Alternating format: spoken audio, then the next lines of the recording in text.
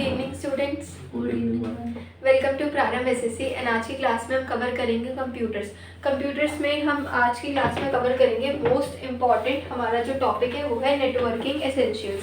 मतलब नेटवर्किंग के बारे में जानेंगे हम सारा।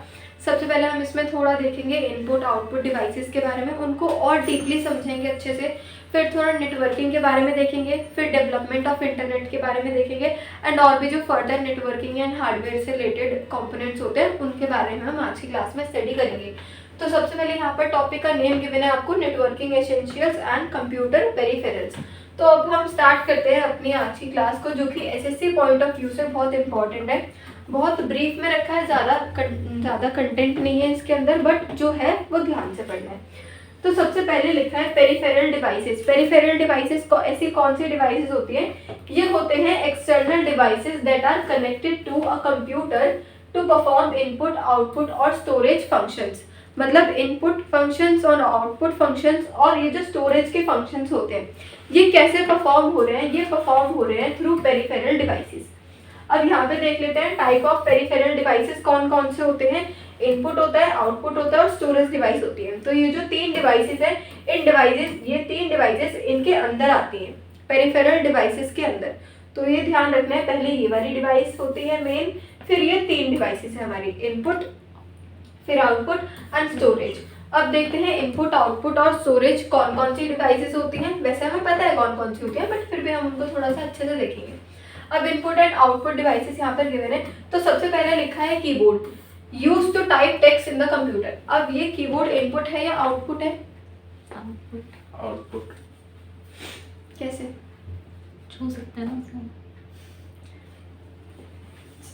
छू सकते हैं तो आउटपुट है। अच्छा, माउस कौन सी डिवाइस है? Output. Use two point and click on objects on the screen, कैसे आउटपुट? अंदर जो एरो चलता है वो तो इनपुट हो गया। ऐसे थोड़ी होता है, अंदर एरो तो इनपुट। आउटपुट होता है mouse. Scanner converts physical document into digital format. Output. Machine है ना स्कैनर में, आउटपुट ही है, उसे हाथ में लेके जब भी तो स्कैन करेंगे। Monitor display the visual output of the computer. तो इनपुट है आउटपुट? आउटपुट है। कंफ्यूज बहुत गंदे वाले हो रखे हुए लोग। तो प्रिंटर और स्पीकर बचा है। Prints documents and images, speaker output sounds from the computer. Input क्या होता है और आउटपुट क्या होता है, पहले ये डिफरेंस समझो। इनपुट अंदर का पार्ट्स हो गया, आउटपुट इनपुट वो होता है जो हम खुद से कंप्यूटर को दे रहे हैं, आउटपुट वो होता है जो कंप्यूटर हमें दे रहा है। अब ये है कीबोर्ड लिखा है यहाँ पे, तो हम कीबोर्ड हम देंगे ना उसको, तो वो इनपुट डिवाइस हो गई। माउस हम दे रहे हैं, हम चलाएंगे ना माउस को, तो वो इनपुट हुआ। फिर ऐसे ही स्कैनर, ये भी स्कैन करेगा। स्कैन कब, कैसे, क्या स्कैन करेगा? जब हम कुछ देंगे ना, उसको प्रोवाइड करेंगे तभी करेगा। मॉनिटर में हम कुछ नहीं कर रहे, वो हमें खुद से दे रहा है, तो ये आउटपुट है। ये वाली स्टार्टिंग की तीन डिवाइसेज ये इनपुट डिवाइसेज है, ये आउटपुट है। मॉनिटर ये डिस्प्ले कर रहा है ना, तो ये आउटपुट है। ये हमें जो कंप्यूटर दे रहा है वो आउटपुट, जो हम खुद से दे रहे हैं कंप्यूटर को वो इनपुट होता है। फिर सिमिलरली प्रिंटर, ये हमें दे रहा है ना, प्रिंट करके दे रहा है हमें, तो ये आउटपुट है। फिर ये स्पीकर, ये साउंड दे रहा है, तो फिर ये आउटपुट है। अब डिफरेंस क्लियर हो गया, तो अब भूलना मत। ये है इनपुट और आउटपुट डिवाइसेस यहाँ पर हमें गिवन थी। उसके बाद नेक्स्ट अब स्टोरेज डिवाइसेस हैं। स्टोरेज डिवाइसेस में देखते हैं स्टोरेज डिवाइसेस। सबसे पहले आता है USB flash drive, portable storage for transferring data. अब अगर मेरे पास बहुत सारा डेटा है या मेरे पास कोई ऐसे सॉफ्टवेयर है जो मेरे पास एक कंप्यूटर में, मुझे ये सारे सॉफ्टवेयर्स को दूसरे वाले कंप्यूटर में शिफ्ट करना है, तो उसके लिए हम यूज़ कर सकते हैं फ्लैश ड्राइव्स का, यूएसबी फ्लैश ड्राइव्स का। तो ये स्टोरेज डिवाइसेस है। फिर है external hard drive, a large storage device for banking up data, तो हम इसका भी यूज़ कर सकते हैं। Cloud storage, online storage, for example Google drive या फिर ड्रॉप बॉक्स, तो ये सारी होती है क्लाउड स्टोरेज के अंदर आती। तो ये हमें पता है ये इंटरनेट वाली है, एंड ये वाली जो विदाउट इंटरनेट, मतलब ये कंप्यूटर हार्डवेयर कंपोनेंट में से है। उसके बाद है बैकअप डिवाइसेस। अब बैकअप डिवाइसेस में है आती है हमारी एक्सटर्नल हार्ड जो कि पोर्टेबल डिवाइसेस हैं, ड्राइव्स हैं जो कि यूज़ करती हैं किसको, स्टोर करने को large amount of data as backups, कि हम उसका बैकअप रख सकते हैं उसके अंदर, है ना, ताकि वो अगर हमारे सिस्टम से डिलीट हो जाए तो उसका बैकअप रहेगा इसके अंदर एक्सटर्नल हार्ड ड्राइव्स के अंदर, तो उसमें आप इसको डाल सकते हो। ऐसे ही टेप ड्राइवर्स होते हैं जो कि मैग्नेटिक स्टोरेज डिवाइसेस हैं for banking up large volumes of data, mostly use by businesses, तो बिजनेसेस में यूज होती हैं टेप ड्राइवर्स। उसके बाद क्लाउड बैकअप है। क्लाउड बैकअप में क्या है, ये ऑनलाइन सर्विस प्रोवाइड करते हैं दैट स्टोर, ये भाई आ गया हमारा गूगल ड्राइव एंड सारे गूगल ड्राइव, वन ड्राइव, आई क्लाउड। उसके बाद है एनएएस। एनएएस हो गया network attach storage, a storage device connected to a computer that allow multiple users to access and backup data, मतलब कि बहुत सारे यूजर्स इसको यूज कर सकते हैं एक साथ, क्योंकि ये अटैच हो जाता है, ये कनेक्ट हो जाता है बहुत सारे मल्टीपल डिवाइसेस के बीच में, तो ये नेटवर्क अटैच स्टोरेज है। तो ये सारी होती हैं बैकअप डिवाइसेस जिनमें आप बैकअप स्टोर करके रख सकते हो, ताकि जो आपका ओरिजिनल डेटा है, जो ओरिजिनल फाइल का डेटा है, वो रिकवर हो जाए, वो अगर डिलीट हो गया तो ये है स्टोरेज डिवाइसेस एंड कुछ बैकअप डिवाइसेस और उनके सॉल्यूशंस। उसके बाद अब नेक्स्ट हम देख रहे हैं विंडो एक्सप्लोरर। विंडो एक्सप्लोरर क्या होता है, जो हम ऑनलाइन वेबसाइट्स वगैरह यूज करते हैं, तो वो गिवन है विंडो एक्सप्लोरर एंड उनकी कुछ शॉर्टकट कीज। तो window explorer, now called file explorer in recent window version, is a file management tool that allow users to navigate and manage files and folders। Files और folders को manage कर सकते हो। की functions होते हैं view करने के, फाइल को मैनेज करने के एंड सर्च करने के। व्यू करना है मतलब browse files folders on your computer. Manage जैसे कि आप क्रिएट कर सकते हो, डिलीट कर सकते हो, है ना, कॉपी कर सकते हो। सर्च फंक्शन होता है किसके लिए, सर्च करने के लिए। अब ये कुछ कॉमन विंडो की एक्सप्लोर की शॉर्टकट्स हैं, जैसे कि कंट्रोल एन, ये किसके लिए होता है, ओपन अ न्यू विंडो, या फिर कंट्रोल एन हम न्यू फाइल भी ले सकते हैं अगर आप वर्ड, एक्सेल, पावरपॉइंट के अंदर वर्क कर रहे हो। Control plus W, close the current window, window को क्लोज करना है तो कंट्रोल डब्ल्यू से उसको क्लोज कर सकते हैं, तो विंडो के डब्ल्यू से इसको याद कर सकते हैं। ऑल्ट प्लस डी, ये क्या करता है, focus on the address bar to type a location. Address bar कहाँ पर होता है, जो हमारी स्क्रीन होती है, स्क्रीन के सबसे ऊपर जो यहाँ पे लिंक होते हैं ना हमारे वेबसाइट्स में, इसको एड्रेस बार बोल देते हैं। तो इस पर जाने के लिए ऑल्ट डी होता है ताकि ये सिलेक्ट हो जाए। जैसे ऐसा होता है ना, कभी कभी एड्रेस बार पूरा लिंक हमें कॉपी करना पड़ता है, तो आप ऑल्ट डी से उसको सिलेक्ट कर सकते हो, मतलब इस पर आप जा सकते हो। उसके बाद है control E, open the search box, इससे सर्च बॉक्स हमारा ओपन हो जाएगा। ये विंडो एक्सप्लोर में है सिर्फ, कि जब आप वेबसाइट पर हो किसी, तब आप इन शॉर्टकट को यूज करके नेविगेट कर सकते हो उसको। उसके बाद कंट्रोल शिफ्ट एन होता है क्रिएट अ न्यू फोल्डर। अगर आप अपनी डेस्कटॉप की स्क्रीन पर हो, कंप्यूटर में डेस्कटॉप की स्क्रीन पर है, अगर मुझे न्यू फोल्डर बनाने तो मैं कंट्रोल शिफ्ट एन का यूज़ कर सकती हूँ। अगर हमें इसका शॉर्टकट की का यूज़ नहीं करना, तो आप राइट क्लिक कर न्यू फोल्डर वाले ऑप्शन से जाके भी उसको आप क्रिएट कर सकते हो। तो ये कुछ शॉर्टकट्स हैं जो विंडो एक्सप्लोर्स में यूज़ होती है। उसके बाद अगेन है वेब ब्राउजर्स की शॉर्टकट। अब वेब ब्राउजर्स की देख लेते हैं। वेब ब्राउजर्स में क्या है, कंट्रोल सी, ये पता है हमें, हर जगह कॉपी होता है, कंट्रोल एक्स से कट होता है, कंट्रोल वी से paste. Alt plus tab, switch between open programs. अगर मेरे पास बहुत सारे प्रोग्राम्स हैं तो मैं ऑल्ट प्लस टैब की के साथ स्विच कर सकती हूँ उसमें। Control Z, undo the last action, control Y, redo the last action and Windows key plus D, Windows key plus D, ये मिनिमाइज करता है सबको। जैसे सब मैक्सिमाइज होती है ना, फुल स्क्रीन भी होती है, अगर मुझे मिनिमाइज करना है तो मैं विंडोज की के साथ डी प्रेस कर सकती हूँ। ठीक है, तो विंडोज की बताया ना सबको, जहाँ पे विंडोज का लोगो होता है ऐसे, उस वाली की के साथ डी प्रेस करना। नेक्स्ट आते हैं common web browser shortcut. Web browser again अगर आप किसी वेबसाइट पर हो, गूगल पर हो, तो ब्राउज करके शॉर्टकट्स को यहाँ यूज कर सकते हैं। Control T, open a new tab, एक नया टैब अगर मुझे ओपन करना है, टैब से समझ गए, टैब्स, ये एक पूरा टैब है, फिर उसके बाद प्लस करके यहाँ पर एक दूसरा टैब आ जाएगा, यहाँ पे दूसरा टैब आ जाएगा। जैसे यहाँ पर यूट्यूब ओपन कर लिया, यहाँ पर आपने व्हाट्सएप ओपन कर लिया, अलग अलग टैब्स हो। ठीक है, तो किससे ओपन करोगे, कंट्रोल टी। कंट्रोल डब्ल्यू, ये अगेन क्लोज करने के लिए है। Control plus tab, switch to the next tab, control के साथ हम दूसरे टैब्स पर जा सकते हैं। Control shift T, reopen the last close tab. Control shift T, जैसे कि मान लो कि ये वाला टैब मेरे से गलती से क्लोज हो गया और यहाँ पर वीडियो चल रही थी, तो मुझे क्या करना है, कंट्रोल शिफ्ट टी, ताकि ये वापस आ जाए। ठीक, कटने के बाद वापस इसको आप ला सकते हो। Control L, focus on the address bar, again focus, अगर आपको उस पर लेके जाना है, फोकस करना है, तो control shift, control L. Control F to open the search bar to find next on a page. अगर नेक्स्ट मुझे कुछ फाइंड करना है तो मैं कंट्रोल एफ का यूज कर सकती हूँ। चलिए, उसके बाद अब देखते हैं थोड़ा सा development of the development of the internet. क्या लिखा है यहाँ पर, कब डेवलप हुआ, 1960।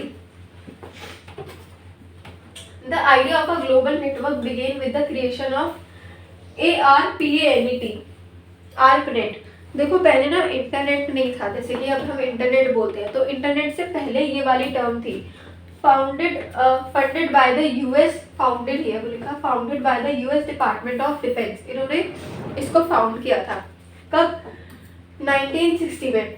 उसके बाद 1960 के बाद 1980s में introduction to TCP and IP protocol which became the standard for data transmission. फिर उसके बाद डेटा ट्रांसमिशन के लिए आया यहाँ पे 1980s में। किसका इन्वेंशन हुआ, TCPs का एंड IP का। फिर उसके बाद 1980 के बाद ठीक 10 साल बाद 1990s में क्या हुआ, फिर the world wide web WWW was introduced by Tim Berners-Lee, marking the internet accessible to the general public. तो ये चीज ध्यान रखिए, 1990s में किसने, WWW ने इंट्रोड्यूस कर दिया as to the general public internet को। तो जनरल पब्लिक तब से यूज करी है 1990 से। उसके बाद 2000 एंड उसके बाद 2000 and beyond the internet expanded with high speed broadband, mobile internet, social media and e commerce. तो ये 4 डेट याद रखना, 1960, 1890 और फिर 2000। और 1990s में WWW ने क्या किया, इंट्रोड्यूस कर दिया था इंटरनेट को जनरल पब्लिक में। अब उसके बाद थोड़ा सा यहाँ पर हमें गिवन है सर्च इंजन्स के बारे में। चलो सर्च इंजन के बारे में देखते हैं, डेफिनेशन इसकी। अ search engine is a tool. क्या है ये, एक टूल है जो कि अलाउ करता है यूजर्स को to search for information on the internet. अगर इंटरनेट में हमें कुछ भी सर्च करना है तो थ्रू ऑफ सर्च इंजन के थ्रू आप उसको सर्च कर सकते हो इजीली। अब पॉपुलर कुछ सर्च इंजन है जैसे कि गूगल, फिर बिंग, फिर याहू। तो ये कुछ पॉपुलर सर्च इंजन है जिनसे कि आप सर्च कर सकते हो वर्ल्ड वाइड, कुछ भी कहीं पर भी। हाउ सर्च इंजन वर्क्स, अच्छा अब इसका वर्क कैसे होता है, तो ये 3 स्टेप्स में होता है। फर्स्ट होती है क्रॉलिंग। क्रॉलिंग मतलब क्या, स्कैनिंग। पहले स्कैनिंग होती है, फिर इंडेक्सिंग होती है एंड फिर रैंकिंग के अकॉर्डिंग आपको रिजल्ट देखने को मिलता है। क्या है, सबसे पहले स्कैनिंग में देखते हैं। Search engine use to bots to browse websites और गैदर द इंफॉर्मेशन। पहले स्कैनिंग होती है। इंडेक्सिंग में the gathered information is stored in a database, उसके बाद वो स्टोरेज होती है, स्टोर होता है। Search engine use algorithms to rank pages based on relevance to the search query. अब ये ना कुछ किसका यूज करते हैं, एल्गोरिथम्स का। अब एल्गोरिथम्स एक वैसा टॉपिक होता है जिस टॉपिक में मतलब बहुत सारी चीज़ें हैं एल्गोरिथम के अंदर। जैसे कि अगर मुझे कुछ भी काम करना है, अगर मुझे इंटरनेट पे कोई वेबसाइट बनानी है या हमें कुछ भी चीज़ का यूज़ करना है तो हमें एल्गोरिथम्स लगाने पड़ते हैं। एंड एल्गोरिथम्स होता है किसका पार्ट, कोडिंग्स का। तो वो चीज़ यहाँ पे गिवन है कि सर्च इंजन इसको यूज़ करते हैं, उसके बाद आपको पूरा रिजल्ट शो होता है आपकी क्वेरी के अकॉर्डिंग। तो ये गिवन है पहले क्रॉलिंग, फिर इंडेक्सिंग और फिर रैंकिंग। तो ये छोटा सा पार्ट है सर्च इंजन, किस तरीके से वर्क होता है इसमें सर्च इंजन्स का। उसके बाद अब नेक्स्ट एक और चीज़ सब टॉपिक गिवन है, ये है डेटा कम्युनिकेशन। इसको थोड़ा ध्यान से देखेंगे।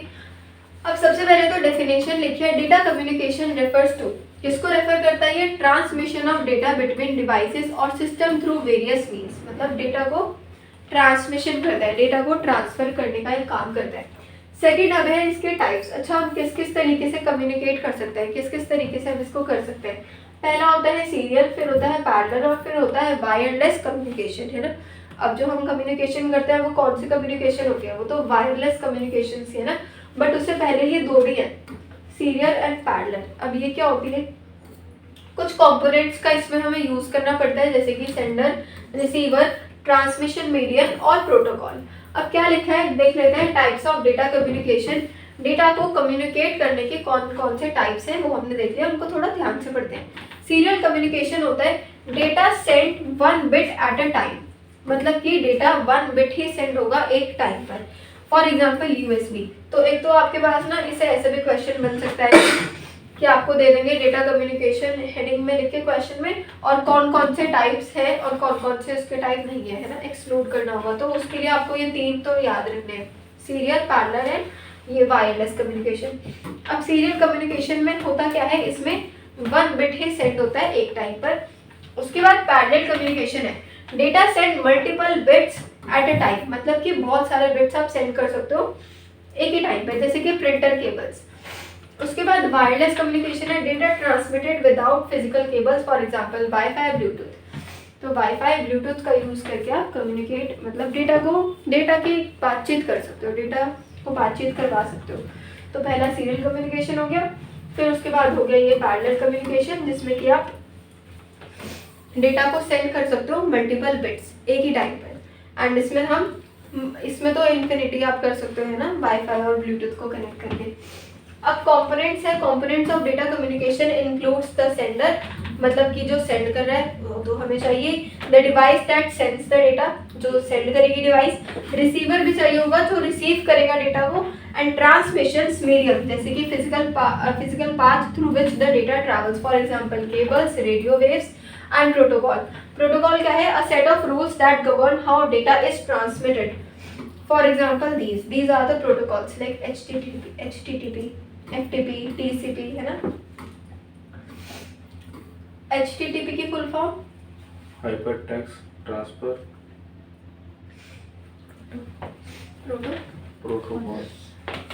प्रोटोकॉल, ठीक है। FTP की F से क्या होता है, फर्स्ट ट्रांसफर प्रोटोकॉल। फर्स्ट, ये दोनों नहीं सुने, FTP और जैसे वर्ड होता है तो वर्ड के अंदर पेज होता है, तो वो एक पूरी क्या होती है, FTP।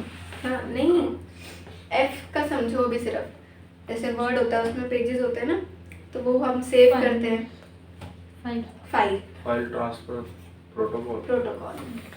चलो अब नेटवर्किंग डिवाइस देखो, यहाँ लिखा है ना, तो यहीं पे ये लिखा है HTTP hypertext transfer protocol, FTP file transfer, TCP या फिर IP तो हमने पढ़ा था ना पहले, इंटरनेट प्रोटोकॉल।